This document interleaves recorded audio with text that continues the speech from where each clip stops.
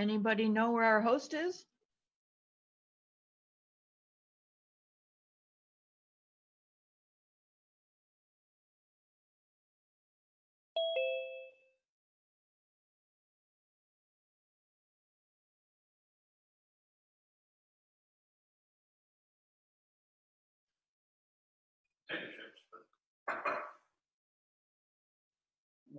Good evening. I want to give it another minute or so because one of our presenters is here, but two others are not. So we're waiting on Mr. Reeves as well as Miss Millie Glenn. So bear with us for another minute.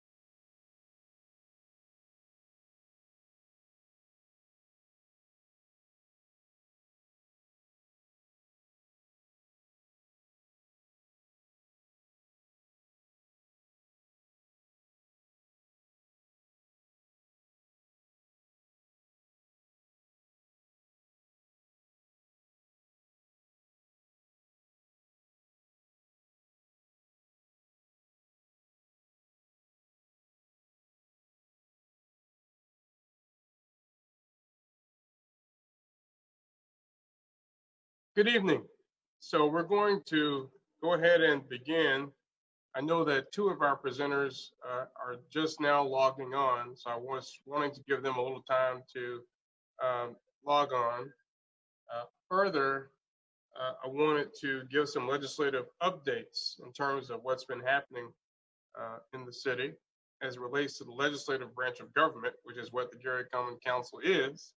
I know we get a lot of calls about a lot of different problems that residents are facing, but we direct those problems to the administration, who actually is responsible for fixing the problems. They are the executive branch, and we're honored to have three of them who will be presenting to us tonight. We have Ms. Brenda Scott Henry, who is the Director of Environmental Affairs for the City of Gary. She'll be talking about climate change, air and water quality issues, as well as our rain barrel program, and a couple other tidbits to keep us posted on our environment, which we know is very important. We will also have Ms. Millie Glenn, who is the Director of Code Enforcement, to talk about code enforcement issues, challenges, and how that works, and who's responsible for what when it comes to code enforcement. And lastly, we'll have Mr. Eric Reeves, who is the interim Parks Superintendent, as well as the Executive Director of Community Investment, who will talk about what's happening with our parks and plans that are currently in play.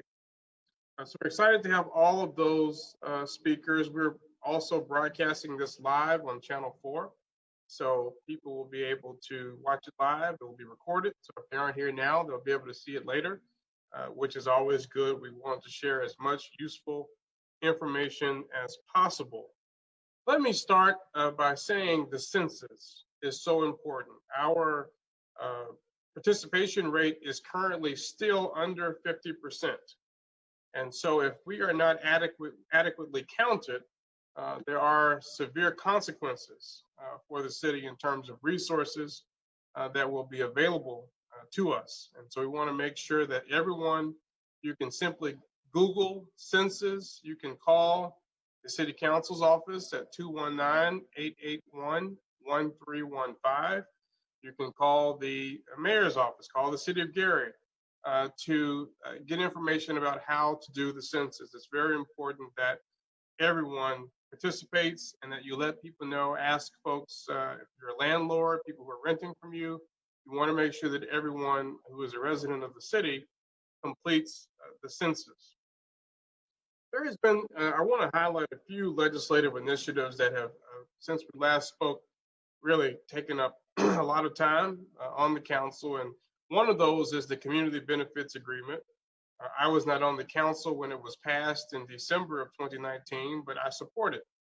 We know that there are some corrections that need to be made, and we are in conversation with the Community Benefits Agreement Group.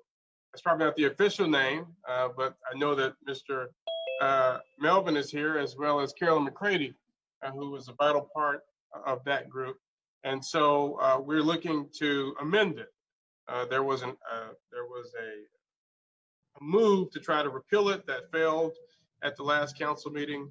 And so my position has always been mend it, don't end it. And for those who know 1990s politics, that's not an unfamiliar phrase. The spirit of it is right. There are some technical changes that can be made to improve it.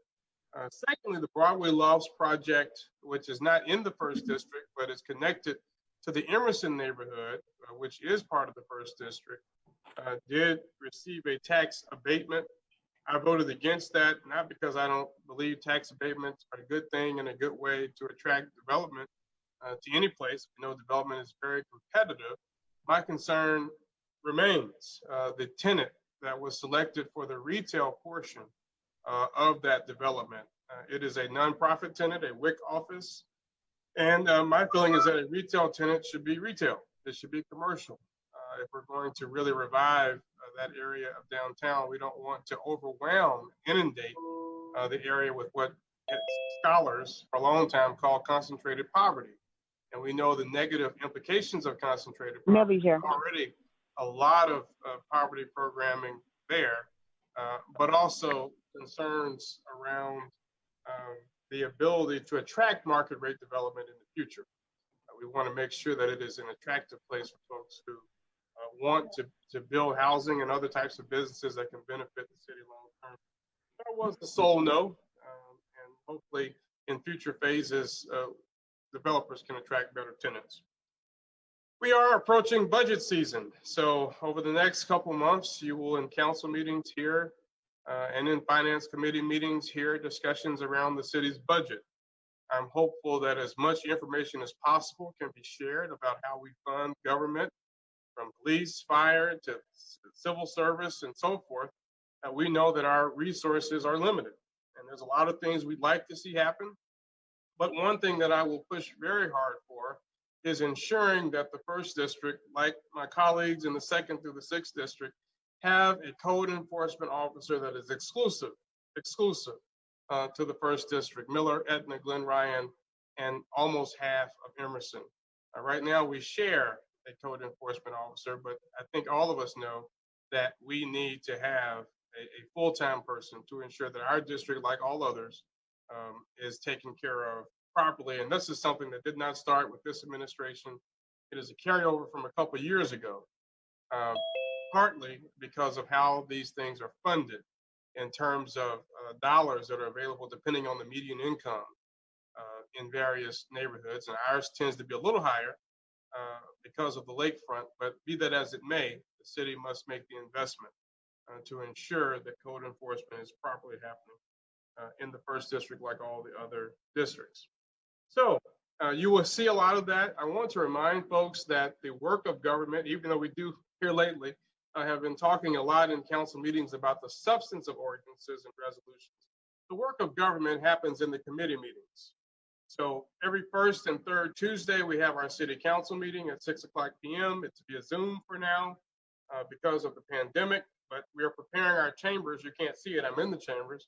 We have shields that are in place so that when we do meet again in person as a council, we will be compliant and socially distant and protected. But in any event, it is in those council meetings where you see us cast votes. We talk about the first, second, and third readings. That's not where we do the work. That's not where we ask questions of Mr. Reeves and others who are in various departments. The committee meetings, which follow the council meetings, usually they're also on Tuesdays. They run from 5 o'clock sometimes to 9, 10 o'clock at night on Tuesdays. Those are also being put on Zoom, and some of them are televised. But they are recorded, and we try to put as many of them as possible out on Facebook Live and make sure that the Zoom links are there so that you can see our discussions and hear our discussions about a variety of topics. For example, next Tuesday, there will be a discussion of the tax referendum for the Garrett Community School Corporation. There's a resolution. We don't control the Garrett Community School Corporation, but one of my colleagues has drafted a resolution in support of that referendum. So we'll be talking about that. We'll be talking about the community benefits agreement further in our planning and development committee. So stay tuned for all of those, but I just wanted to have that little tidbit in there so that you know how all of that works. Okay, that's enough. I hope everyone is doing well and staying safe. We're glad that the beach is back open. I did, fight hard. I may have ruffled a few feathers, but my position has always been keep it open for residents. We can have minimum or decreased parking for those who were overcrowding it, but we certainly know that the water is a great resource, a great place of reflection and meditation and recreation, and that those of us who are safe in doing it should have access to it. So I have continued to push to keep we're a beach community for the Miller section of this district, but to keep the beaches open as much as possible. All right, so we're going to begin our discussion this evening with Ms. Brenda Scott Henry, who, as I said earlier, is our Director of Environmental Affairs. She's going to give us an overview of some of the initiatives that she's working on. As we did in our last meeting, if there are any questions, we're asking everyone to please mute themselves, but to ask your questions via the chat box. So there is a chat box at the bottom of your screen if you're looking at a laptop or on the screen on your phone where you can type in your question. So after each speaker, I will read as many of those questions as we can, and they will offer responses, okay? All right, so obviously if you're participating on Facebook Live, we can't see that. So only those who are on Zoom are the ones that we're able to see the questions that they have. All right, Ms. Henry. Okay, good afternoon, and thank you for inviting me to. We can't see you right now. If you could turn your video on. Thank you. There you go. Okay. Hi, everyone, and thank you for allowing me to share some information about what we do in the Office of Sustainability and Environmental Affairs. I do have a PowerPoint presentation if you would, if I can share my screen, and that will help individuals to kind of see some of the information that I'm sharing while I'm talking, if possible. I'm told that you should be able to do that. So are you trying to do it now? Is it working? Okay, we can see. Perfect. Okay.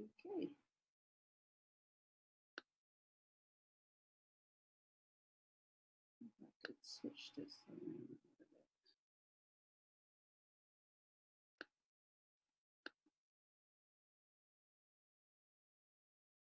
You want to try slideshow? Yeah, so, okay. Okay.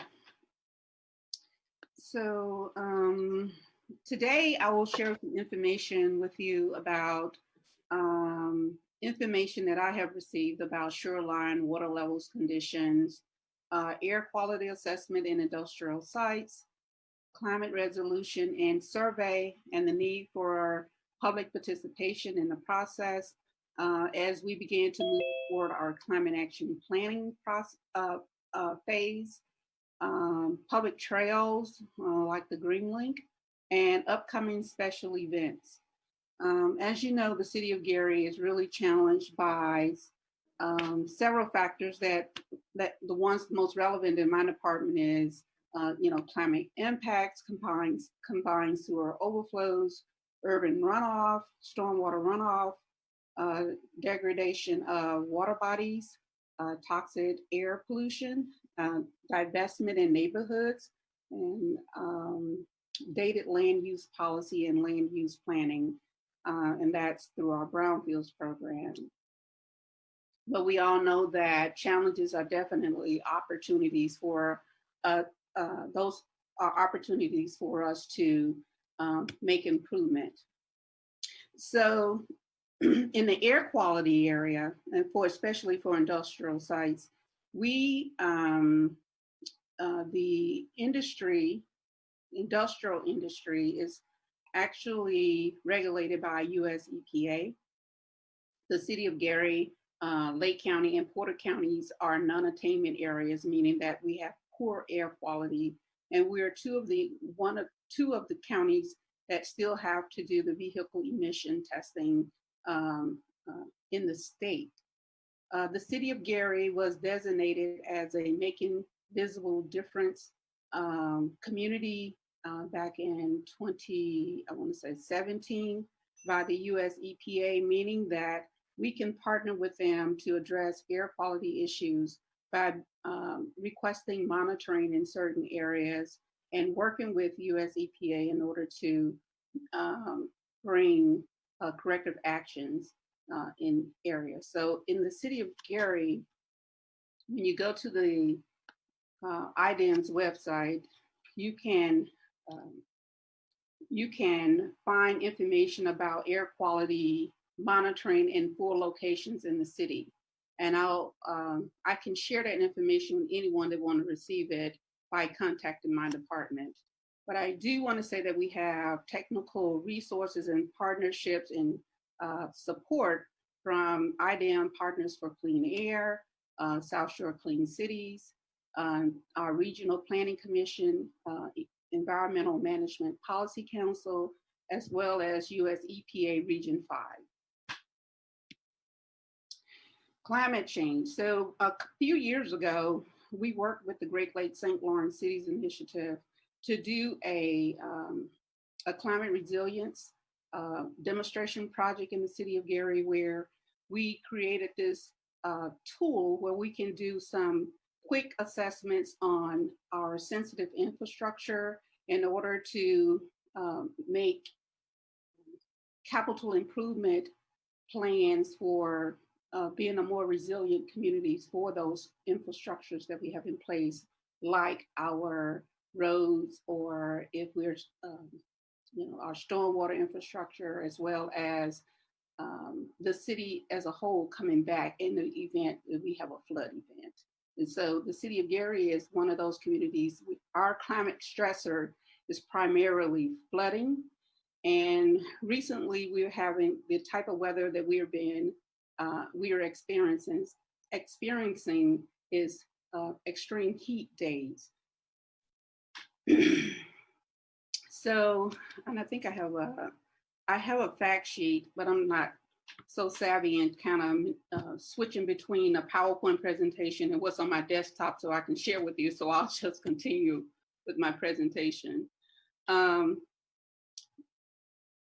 So we all know that Lake Michigan is one of the valuable resources that we have in the community. And just recently, I attended a meeting where we talked about the rainfall that occurred in the Chicago region, in which in May, there was a record of about 8.3 inches. And when you compare it to the average rainfall, that used to be the average rainfall in Gary was 3.8 inches. That's a significant amount of rainfall that we are managing right now. So we have to put in some, I think, some best practices in terms of how we begin to deal with this excessive rainfall. How do we stabilize our shorelines? How do we begin to protect our sewer and our conveyance systems and managing stormwater? Our mayor, Prince, is a member of the Great Lakes St. Lawrence Cities Initiative. And just recently we did we had some phone calls with congressional leaders advocating for water infrastructure projects to be made available to the city of Gary, and not just the city of Gary, but other Great Lakes communities around the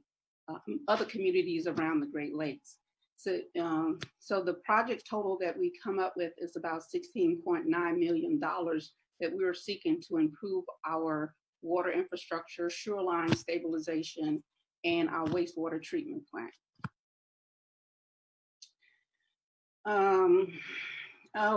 We are so excited about our climate resilience and recovery resolution that was passed by our city council, led by Mayor Prince. And we are excited about being a trailblazer in terms of addressing climate change in our community.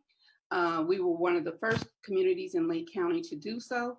And I just recently heard that Lake County is also moving toward doing a regional effort with other communities to address climate change. And Porter County is on track as well. And we had that discussion at our our regional EMPC meeting just today. So I did a presentation there about what we're doing in the city of Gary, and other communities have bought on to moving forward with working with Indiana University's Environmental Resilience Institute. So we're really excited about that. And what we're asking, what this resolution does for the city of Gary, it says that our mayor and our city council are supporting us in moving forward with climate action planning. But we cannot do this without the community. So we propose to have a citizen-driven type of planning process by establishing residents and businesses to be a part of the advisory team. So we have a survey that is out now for businesses and for the community to complete. And I'm happy about the participation that we've had from the public thus far. So keep sharing the information about the survey so that we can get some really good information to help our residents in the planning process.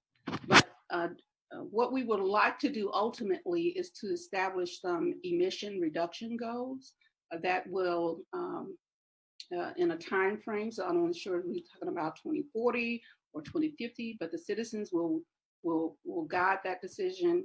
And they will also be responsible for evaluating and monitoring our climate action plan so that we can stay on target with improving our air quality, land quality, as well as water quality targets.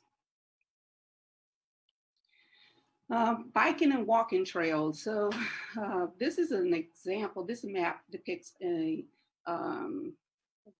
Green Link, and this is something that we built on for about a decade or so. I have to always say that Doreen Carey had the vision for this Green Link.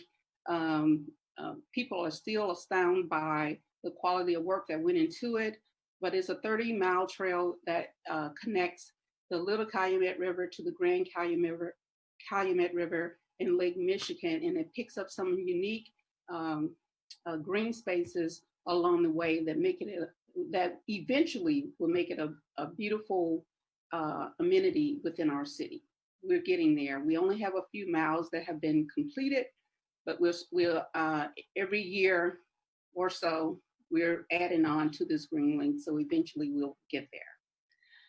We also have the Little Calumet River Levee Trail that's along the Little Calumet River. I don't know if many of you have gone out there, but it's a beautiful sight. My husband and I bike along the trail often. And there's also the Oak Savannah Trail that's located around 51st and Broadway. You can that's one access point for it, but it's also a beautiful trail that connects Griffith. It may even go even farther, and then goes all the way to Hobart. That information, if you want information about the trails that we have in the city, please contact our office. We'll be happy to share that information as well. Upcoming events, stormwater pollution prevention activities. So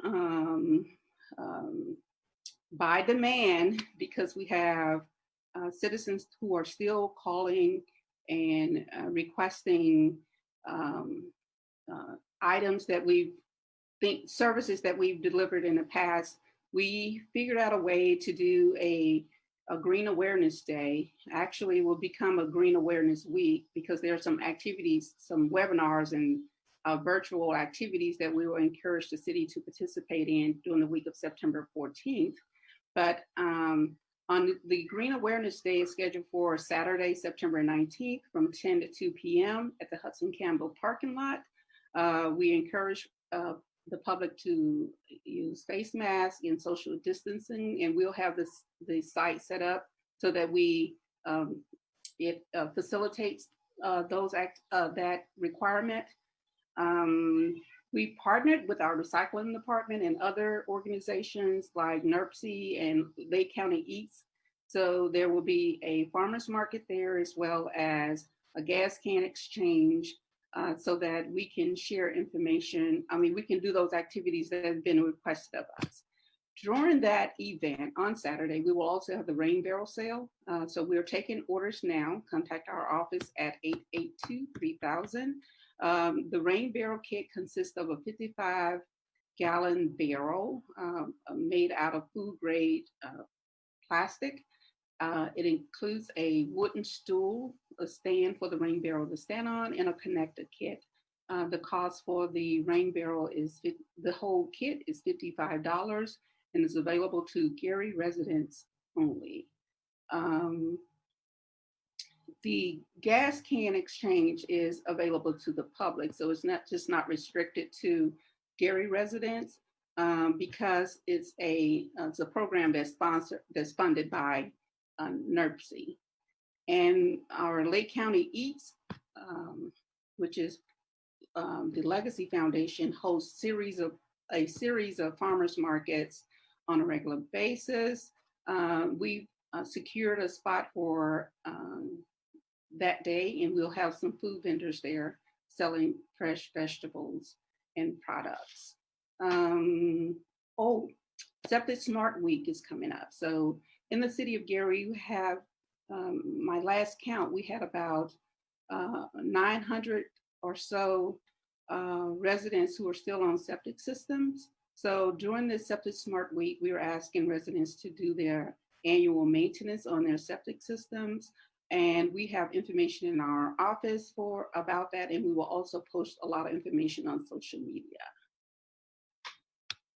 Oh, important is the shredding activity. I'm sorry, I forgot about this. Free shredding services will be made available, as well as e-waste in the light bulb collection activity during the Green Awareness Day. I think that's all I have, and I'll answer questions after other presentations. Well, thank you so much.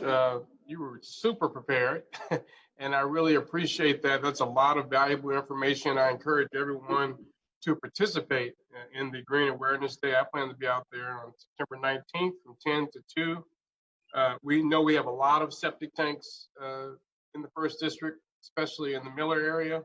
And so I see it in my other life, but make sure that your septic tank is safe and is being pumped on a regular basis for a public health concern. I also wanted to say the survey that you highlighted, I know that has been shared on Nextdoor.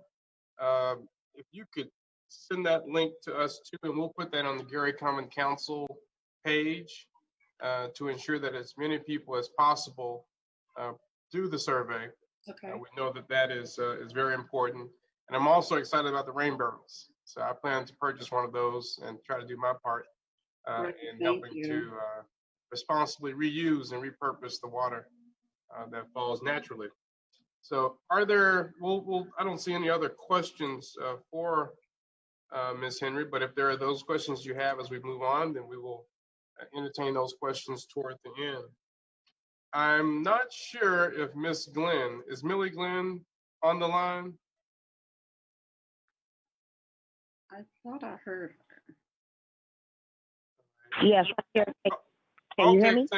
Thank you. So now we will turn to Miss Millie Glenn. I've asked that she talk about code enforcement, what you all do, the ways in which the public can contact you. Maybe if there's an update. I know there was a lot of public outcry about a particular gas station on Grand. If there's any updates you'd like to share about that, as well as who's in charge, who's our code enforcement person for the first district, and what efforts are hopefully being put in place to ensure that we have a person exclusive for the first district in the next year, the next budget year. Okay. Hi, everyone. This is Millie for Code Enforcement. Well, I just want to start out by saying the team has been out. They're out there every day, even if people don't see them. But for the first district, we have the new Code Enforcement Officer, Robert Brinston. He covers the whole Miller area and also the Morningside area. And this is due to the funding that the other code enforcement officers can't go in certain areas. So that's why we have him to cover that area. They're out there every day, like I said, answering, investigate and inspecting properties from complaints through the 311 council. They call them for their district. They go out there and then also just patrolling the area. We have been having a lot of the dumping that's been going on in the city. And tomorrow, me and my crew will be out tomorrow passing out the flyers that we had received as far as the areas that the people can go and dump. We will be trying to hit as much as we can. We have been hitting the businesses. We went out today for the businesses that still don't have their general business license. So we're giving them to Tuesday to get those to come in and apply for that, as well as the tire and auto stores with the tire manifest. My crew went out last week, Thursday and Friday, and they did a sweep of the area for those people that have tires to make sure that everyone had their tire manifest. And if they don't, they will be cited for those. So we're just asking everyone that's that have a business, if you have tires, that you make sure that you have a place to dispose of your tires properly, because we do go out and check for that. I'm trying to see what else. Like I said, they're out every day responding to. Talk about the gas station on Grand, the status of that. I know there was a lot of public complaints about it. Yeah, we did have a lot of complaints about that gas station, but we did talk to them. And so they did fix the fence that was out there. We let them know that if they didn't have enough trash receptacles, to make sure that they have that in place and to just keep the grounds itself clean. Because we did get a lot of complaints about that. Like I said, we talked to them, they showed up in court. So we, hopefully we can still work with them to say that they're going to keep it clean. I think it's a battle every day. Just, we have to go out sometimes and reiterate this to them. And like I said, they came out, they fixed their fence, they cleaned the area up at the time that the inspector went out there. But it's like from time to time, we have to go back and continue to check. Thank you. And I was also, while we have you here, we certainly thank you for all the work that you're doing. You may have the hardest, after Mr. Reeves, you may have the hardest job in city government. He knows I have to mess with him a little bit. But everybody wants to know about code enforcement because we see so many issues throughout the city. Might you explain the process? Because some folks think that, you see something, we can just shut you down immediately.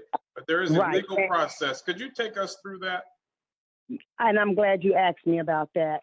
So what it is we go out, and as we go out, we investigate. And if there are violations, we cannot just shut the person down. It's a paper trail that we have to go through. So we have what they call the regular citation, which goes through the regular city court. And we also have in places with the UBL order. The UBL is unsafe building premises, which is an order we send out. And that is a shorter turnaround time. And we give the person about 10 days to respond to that. If they don't respond to that, then the city can step in and do what we need to do on our part.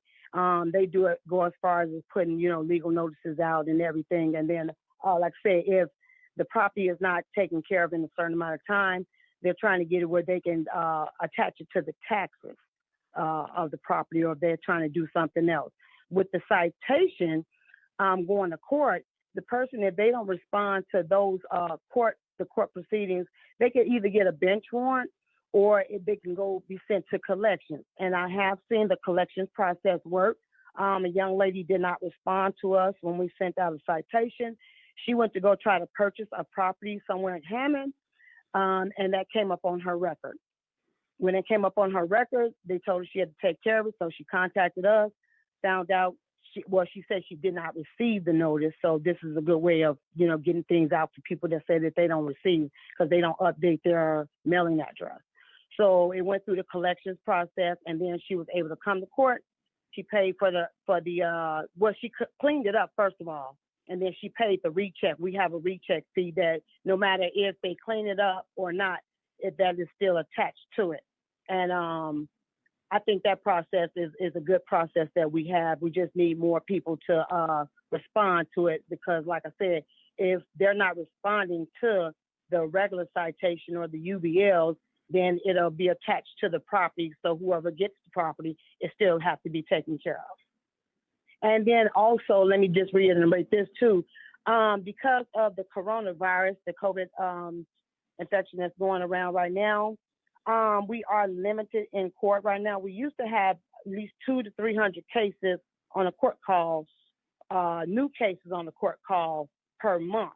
Now with the Supreme Court, they're limiting us to 40 cases, which took us down extremely. But I have been working with the city clerk and the judge as in getting us more days throughout the month instead of just the one day. That way we could still have a nice number to turn in to get these properties taken care of as far as the one with the violation. Thank you. I do have a couple questions here. I think two of them I can combine around abandoned buildings, abandoned properties.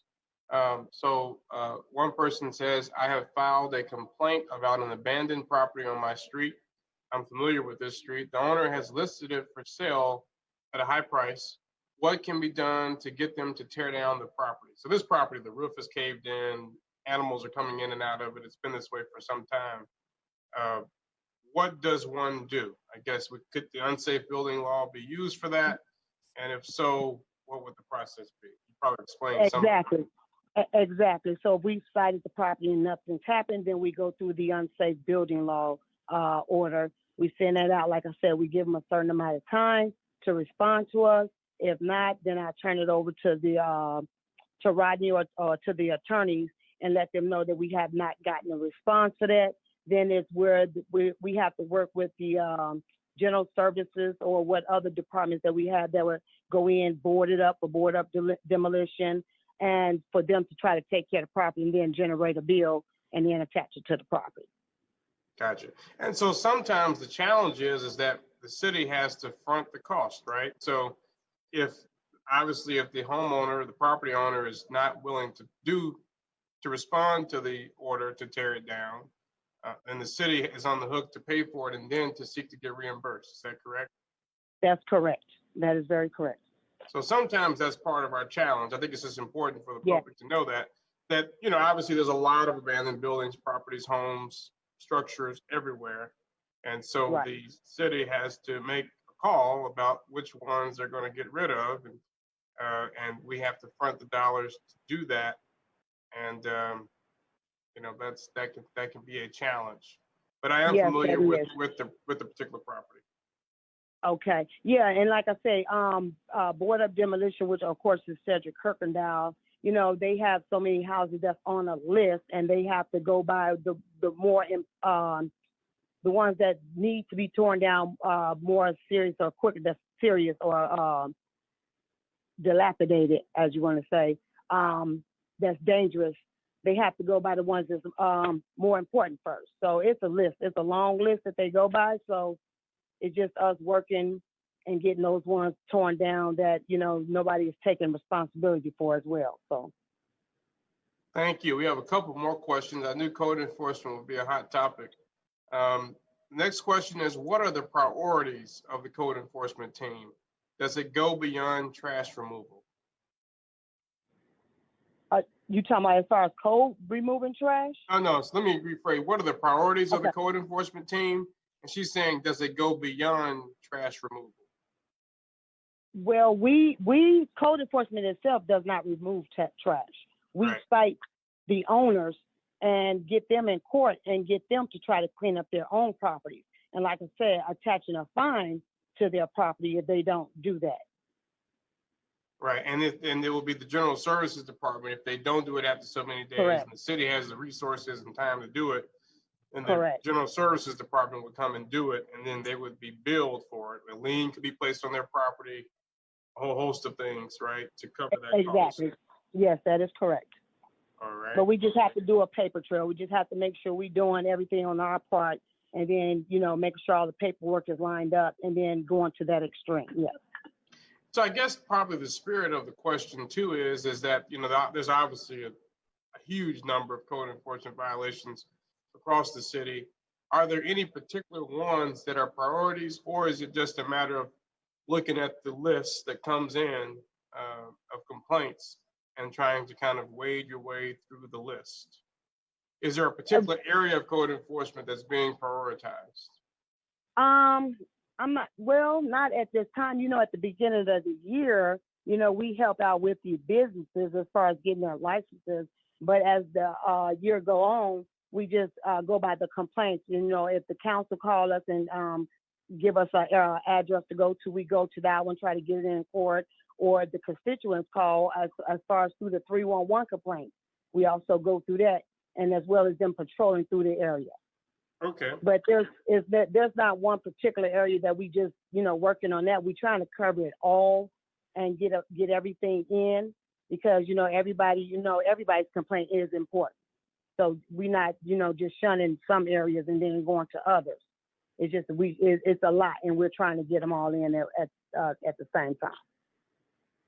Thank you. Another question here is, what is the protocol to file a citation, particularly as it may pertain to noise complaints, fireworks, and/or crowds in excess of the COVID-19 limit of 10? Is it the 411 app or 311, I think you meant, or a phone call to whom? That's the police department. That is more Okay. so the police department, because if it's happening at that time, you know, code is not out there all the time. police is out, 24/7. So we have the constituents to call the police department. Now, if it's something that we need to respond to, of course, dispatch will call me and let us know that we need to come out there as far as like the dumping cases or anything else like that. But the noise is more so through the police department. Okay. So, okay. Now I know there's a few locations like on Lake Street and others where there have been buildings, businesses that have been basically dilapidated for years. I suppose the owners are still paying the taxes, which is why they haven't come up on the tax sale. But clearly they have long abandoned. And there's a convenience store, former convenience store on Lake Street. It looks as though they turned the lights off and just never came back, and the roof is falling in. And so that is one that we will follow up on and see what we can do about that. Right. If you give me that address, I can tell you if we've done anything on that one so far, and then go take another step as far as, like I said, we introduced the UBL. We could try to get that in and then put it on the list for the city as well. All right. Perfect. And the non-emergency police department number is 219-660-0000.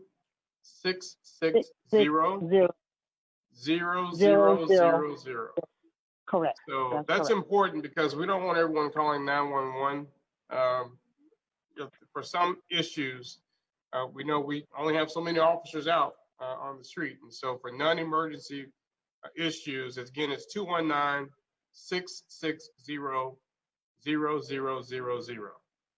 And can I say one more thing, Yes. Councilman Godwin? The vehicles, because of the coronavirus, we weren't towing vehicles that plates were expired because they weren't able to get into the BMV. But now we want everybody to know that we're back at towing cars now. So they need to get into the BMV to get their plates updated as well. All right. Well, I don't see any more questions. Again, if we have any that continue to come up by the end, then we can ask those. But thank you, Ms. Glenn, for your presentation. And now we will turn to Mr. Reeves. You're going to turn some light on in there, Mr. Reeves, who is our interim park superintendent, as well as the executive director for community investment for the city of Gary. I've asked him to talk about our parks and what's happening with our parks, Miller, Etna, Glen Ryan, and Emerson. I know there's a lot of initiatives that are happening, and anything else he'd like to share in terms of economic development, properties, and so forth in the city, and specifically in the first district. So, Mr. Reeves.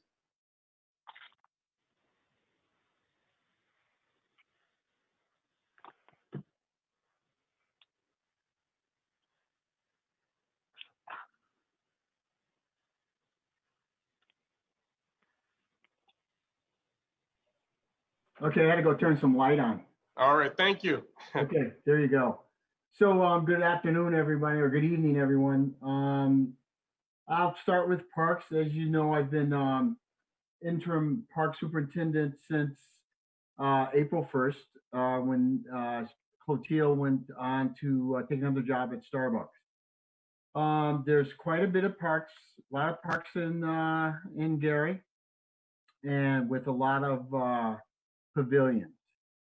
We basically, what I tried to do was, we began to cut most of the parks, as it pertains to the first district, and, because this is a first district call. We wanted to make sure that we concentrated on garbage in the first district, along the beaches. There's, we had carry in, carry out. We discovered very early that was not working towards the west end of the beach, so I placed garbage cans back on the beach. Myself, the mayor, and a team of people kept it clean thereafter. So after Memorial Day, with Chicago beaches closed and a large influx of people from Illinois and people just who love our beaches, it got pretty busy. So we had to make a change there.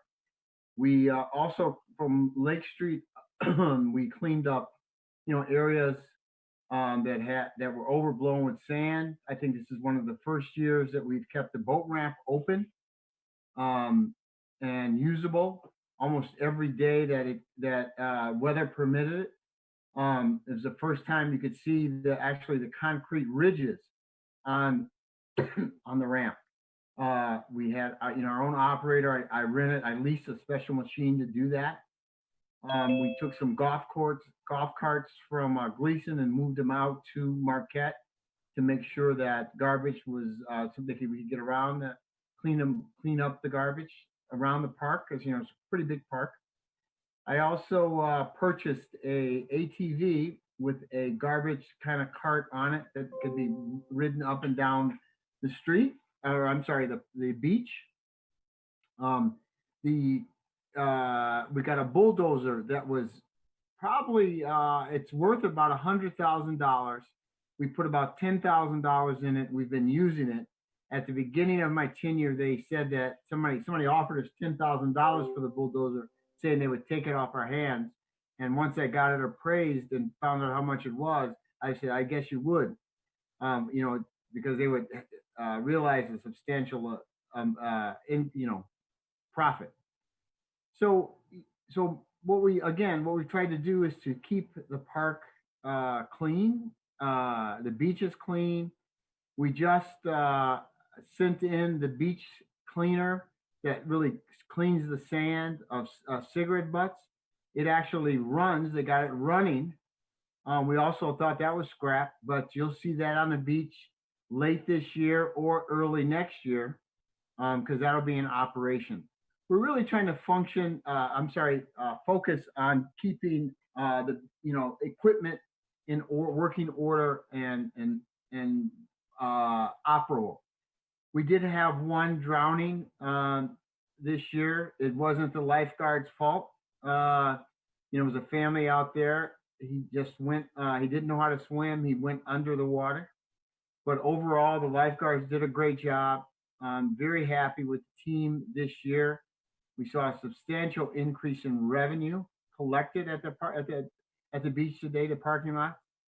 So, if this weekend goes well, it'll be a huge success. I'm also executive director of community development and senior advisor to the mayor in my group, which there are a lot of areas, but it's redevelopment, community development, economic development, data analytics and messaging, zoning, planning, arts and culture, and brand management. So a great deal of departments to deal with business and the community. So when somebody comes in to do a deal, they can do literally a central point of engagement. We had a meeting this morning with a business that wants to move here from Chicago, a multinational business actually, and we were able to offer, answer actually redevelopment questions, questions around zoning and planning, all in one meeting, and they were really happy with that.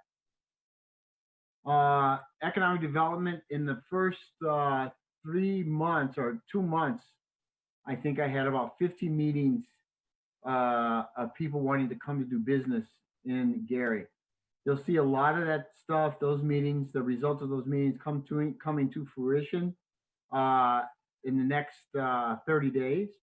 COVID slowed us down somewhat, as it did the whole world, but you'll see a lot of, where we planted a lot of seeds, you'll see a lot of growth here coming up in light industrial, some retail, and some, a variety of different areas of business.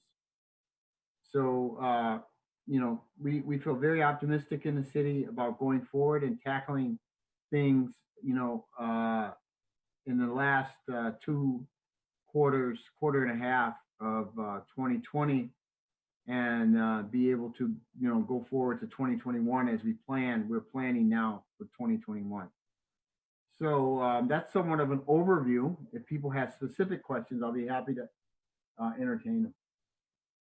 Thank you, Mr. Reeves.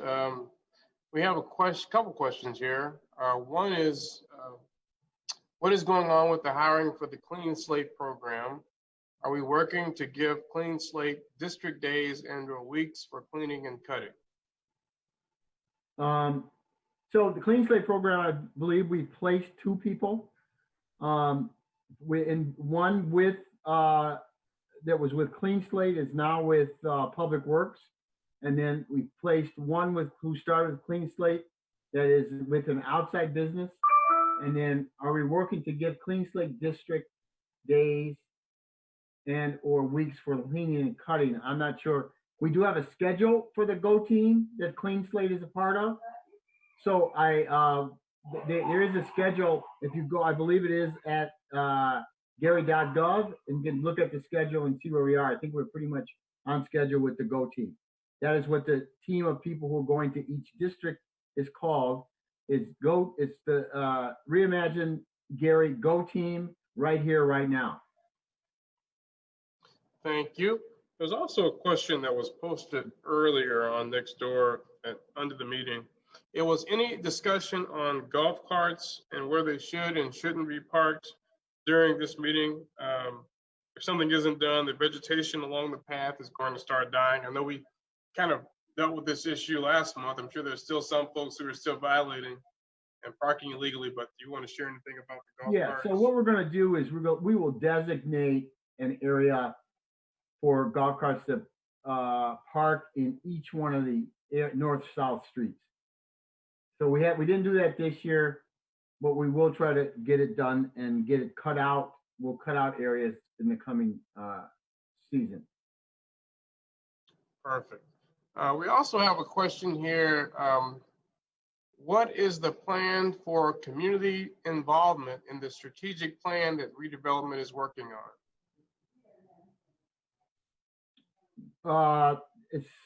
We will have different charrettes at the as far as community development after we, a little further on down the road, probably in the fall. But I can tell you that what the mayor's focus and the city's focus is 7-pronged approach. Gary used to be about 200,000 people. We now have 77. We don't know what the current census is going to come back at, but we understand that we first need to attract people here, residents, homes. So we want to first try to build, or not first, but simultaneously, all of this stuff has to move in tandem, is to build and attract 4,000 dwelling units within the city of Gary. In addition, the next thing would be retail and commercial, then light industrial, and industrial, and then the airport area. And these would be in all different nodes within the city.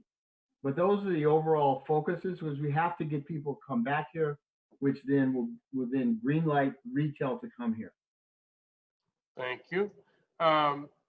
Question here, this might kind of intersect with general services too.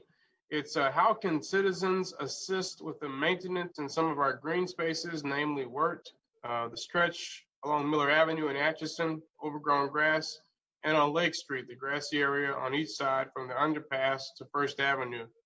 What is the maintenance plan for these areas? So we just cut Grand Boulevard from Wirt School north around by Hemlock on the sidewalk.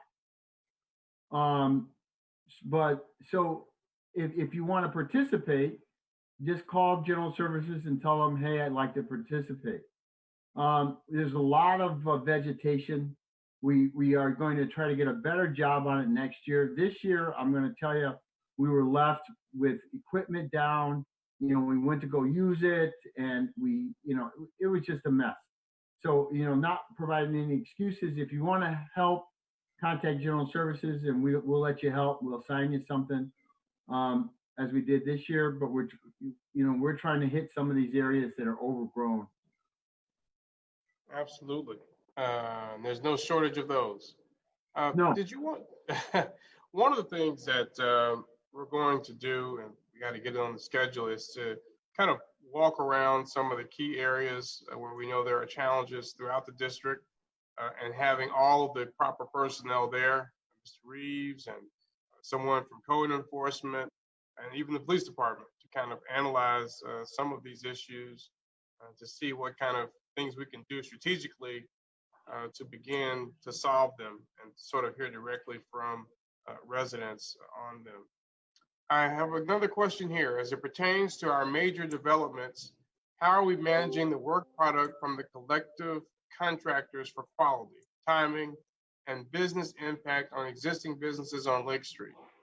There are local impacts being endured by their failure to deliver on timeliness. So I know the Lake Street project should be wrapping up. It pretty much is, but there may be some more work to be done. So, So in the response to lakefront, that. the lakefront project actually finished ahead of schedule. Not the lakefront project, but the project that was just in the second phase, just finished. I'm going to see if I can read this as it pertains to our major development collective contractors for quality, timing, and business impact.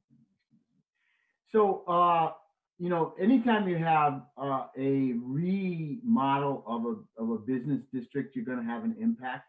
You try to plan most effectively. If you notice, we changed the contractor from the one that was used last year, and we got a better result, right?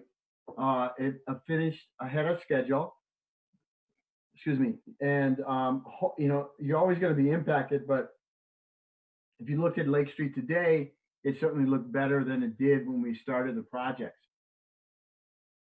So what we did, you know, we just changed the contractor. So we try to, you know, change them. Timing wise, we certainly incentivize for them to finish early.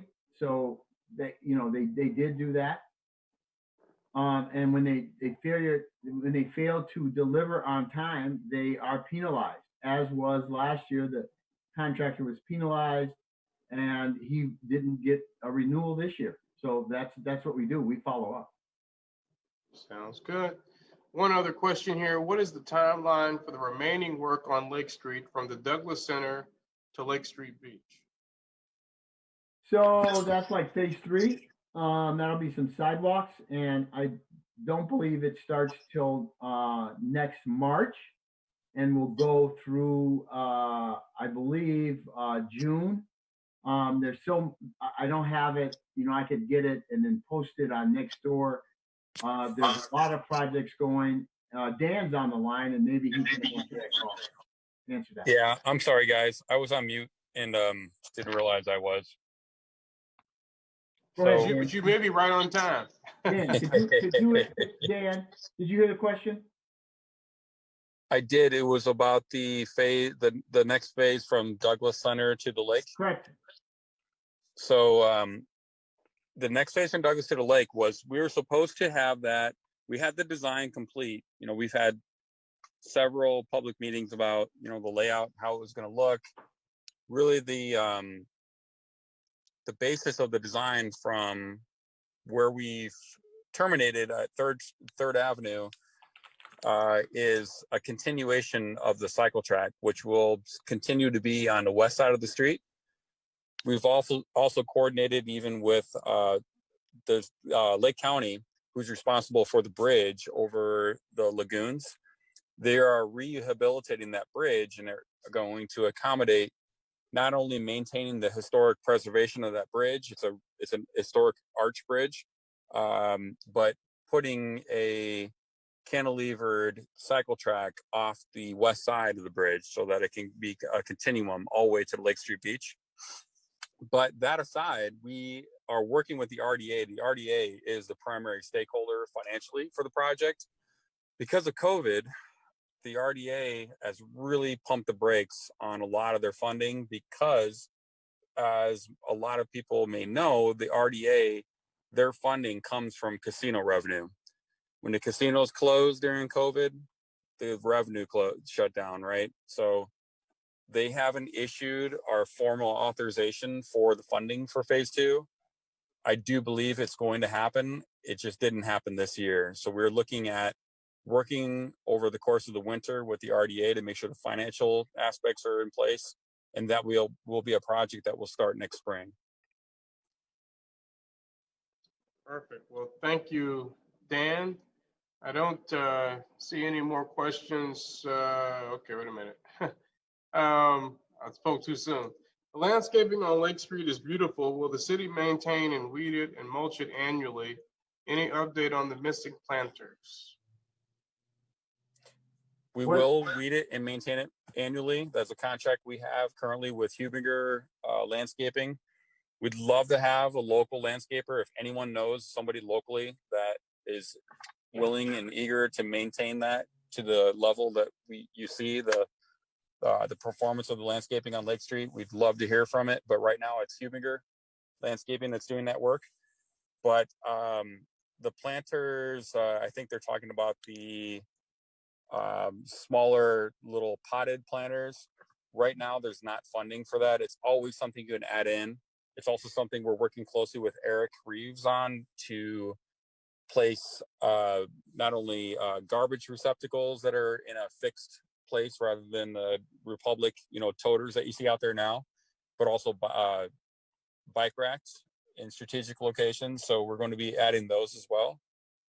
I also want to maintain or let you know, Councilman and the public, that we are starting September 14th going to finish this project. It looks like it's done now. It's not. There's a corridor right across from the CSX Railroad, or as you cross the CSX Railroad, that we've had to get a permit from them.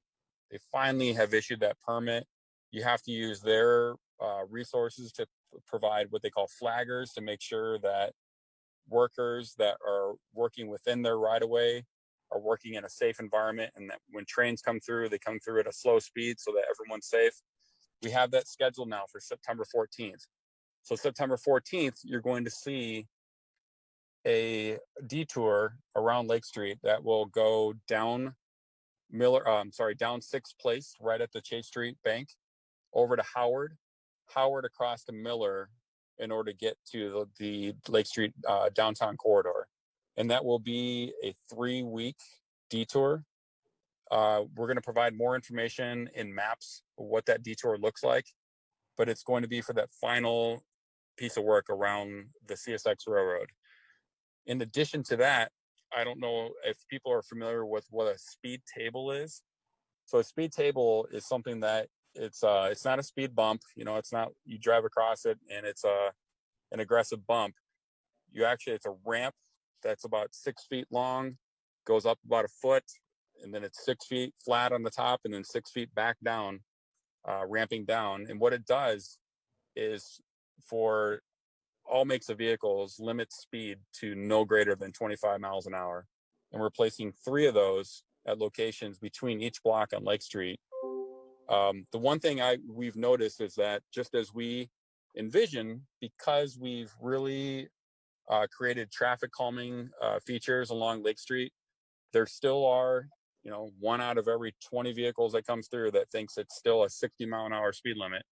So we're going to be placing those speed tables at those 3 locations between each major block on Lake Street. And we're going to do that at the same time that we're doing the CSX railroad work, starting September 14th. Thank you. I did have one question about the little stop signs. I know that has confused some people because they're kind of tall, and usually the stop is written on the pavement for bikes. And so I know some people have been stopping in the middle of the street, getting a little confused about those signs. You want to talk a little bit about the sort of the logic behind those signs?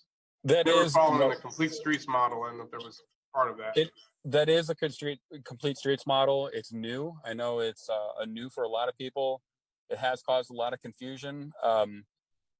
Frankly, they're doing their part. They're slowing people down, right? But what we don't want is someone rear-ending anybody. We've looked at that. We've talked about it. We're looking at a couple different options. What we have done is accordance with the National Traffic Safety Transportation Committee about how you do employ a cycle track adjacent to a vehicle route. And they're supposed to be smaller, but yet similar to a stop sign. So the heights, people are saying, well, why don't you lower them? Well, if you lower them, if you're riding a bike, then you can run your shoulder into the side of the sign, kind of thing, right? So they're at a height so that they don't hit your head or your shoulder when you're riding past them. What we're looking at is options such as we'll put literally write bike under, it's a separate sign under it, so it says bike. Also looking at the possibility of, for example, there's really only two intersections. I believe it's 6th Avenue and 4th Avenue where it causes a little bit of confusion, of making those literally a 3-way or 4-way stop, so that on Lake Street, it is a stop sign. So we'll just add the stop signs on Lake Street so that you stop and not be confused if whether or not you're supposed to stop because the cycle track sign says stop. The whole idea with the Lake Street corridor is to slow people down. It's not a speedway. It's not a thoroughfare. It's a downtown economic development corridor. We want people to slow down. You want me to look around, stop, park at the Ming Ling parking lot, pull over, go to any of our restaurants or local establishments and shop or dine. It's not for you to drive 60 miles an hour through. Thank you. Just lastly, I don't see any more questions for economic development. We probably could go on and on. I think there's one, I'll ask one last one and then we're going to move on. It says, when will we be getting some bike racks on Lake Street in the retail area? Only one is there. As Vibrations put one in front of their store, but will the city be installing some as well?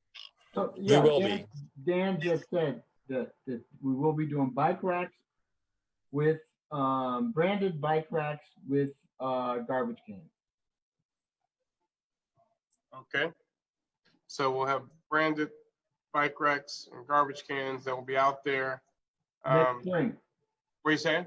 probably next spring. Next spring. All right, it's ready for the new So I know season. there's a bike rally, if you will, tomorrow. Yes, And maybe I'm those going to that announce are that. participating in that can provide their input on where they think the bike rack should be, because pretty much you can go anywhere. You just need some community feedback on where they should go. Sounds good. Let me ask, I know I've gotten, thank you, Mr. Reeves, for your presentation, and we'll probably have you back soon to talk about some of our real estate, like Word High School and Nobel and other opportunities that we know are of interest and concern folks. So perhaps in early October, We'll have some solidification of that stuff. Perfect. Perfect. So look forward to that. Thank you, Mr. Reeves. Thank you. I wanted to ask Mr. Vicari just to shed a little light. There's been some confusion about recycling and garbage cans and who you should call and who you shouldn't call. I know some residents have gotten the runaround when they needed a new garbage can or they needed a recycling box. I just wanted to make sure everyone's clear about that. So you want to just give a little overview of what people should do for recycling and garbage cans? Sure. A lot of the confusion's been over when is my recycling being collected. It's always on the same day as your trash pickup day. So in the first district, that's Tuesday. So, and that's throughout the city. Whatever day your trash day is also your recycling day. If you need a trash can or a recycling can, and recycling, whether you do recycle now or want to recycle in the future, you call 219-310-2307. And that's for Republic Services, who's our vendor that handles both trash and recycling. And they have an answering service. If they don't pick up, leave a message, leave your name, your address, and what you're looking for, whether it be a missed pickup or you need a cart for trash or you need a cart for recycling, and they will take care of it. And I want to make sure, because I know there's been, some people have called Republic and been told that it's the city's responsibility. So I know you and I have talked about this quite a bit, but if we could just make sure, that I know they have a variety of folks who may be answering that phone, but either people are calling the wrong number or folks at Republic aren't always clear about who's responsible for what, the city versus Republic. So if we could just put in another reminder for them to all be on the same page in terms of what residents should do, because we're still getting some questions about that. Okay, so we have had a very good discussion tonight. I want to thank all of our presenters who have been so helpful. Ms. Brenda Scott Henry and Ms. Millie Glenn and Mr. Eric Reeves and Mr. Dan Picari, who's always so helpful to us. I want to make sure that people know about the event this Friday, tomorrow. For First Friday, there will be a bike ride for those who want to try out the new bike path that Mr. Tom Serra, one of our neighbors, is leading. But there will also be live music at the Nelson Algren Bandstand. That's right there, sort of when you're going to Miller Pizza, you proceed toward the lake going north to your left, near Thumbs Up. You will see the live Nelson Algren Bands, they're calling a sound stage at 616 South Lake Street. This will start at 5 p.m. tomorrow, Friday, September 4th. There'll be live music, and you can also follow Tom Serra on a test phase 1 of the bike trail to the lake and back. And so we're bringing back First Friday, and of course, being socially responsible, physically distant. We're going to be social, but physically distant, and wearing our mask as appropriate in terms of gathering. So I want to make sure people are aware of that.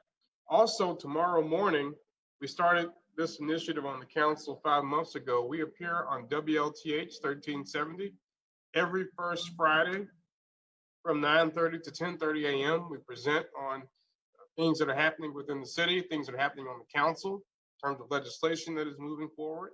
It's also an opportunity for residents to call in a non-formal environment to ask questions. And we always enjoy that. I'm not sure who all will be joining me tomorrow. I think Councilwoman Atkins and Councilman Barnes Caldwell from the 4th and 5th districts respectively will be joining me. But in any event, tune in tomorrow, 9:30 a.m., WLTH 1370. Again, tomorrow, First Friday on Lake Street, 5 o'clock p.m., Soundstage, 616 South Lake Street. Also, every Thursday, Beyond Four Walls Church, which is in Etna, right, sort of a border of Miller and Etna on South Lake Street. They are doing a food giveaway every Thursday. We encourage you to get there at about 9:30, 10 a.m. Some people are coming as early as 6:30 and 7 a.m. There's these big food boxes, vegetables, fruits, meat that are in them. So if you need one, you'd like one, there's over, I think, 700 of them available every week. People are coming from around the region. Also, if you know someone who is hungry, if you want to get one for a neighbor or a friend or family member, please do that. Every Thursday, 9:30 a.m. at Beyond Four Walls Church, right on South Lake Street near the new Dollar store. Also, thank you, Ms. Doreen, the Miller Market every Sunday from 11 a.m. to 1 p.m. I was out there a couple weeks ago, a lot of great vendors. Please support the Miller Market. I know there's a lot of folks who are working very hard on that. So 11 a.m. to 1 p.m.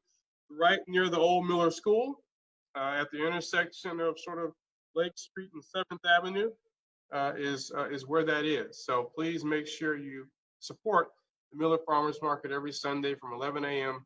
to 1 p.m. I want to thank everyone who's in our audience, not only on Zoom, but on Facebook Live, as well as we're live on Channel 4. This will be recorded, so we'll replay for those who weren't able to participate live. And we want to thank everyone for participating. And we look forward to meeting again next month and having some more good information and resources to share. I see some of my church member friends over there.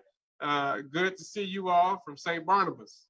And also I want to acknowledge Mr. Adam here, who is our redevelopment representative for the City Council and is doing a lot of good work there because redevelopment is very busy. There's a lot of property that's being sold and transferred in the city. I want to acknowledge Mr. Kevin Kimball, who is a precinct committee person in the 1st District. So we're always happy to have their participation.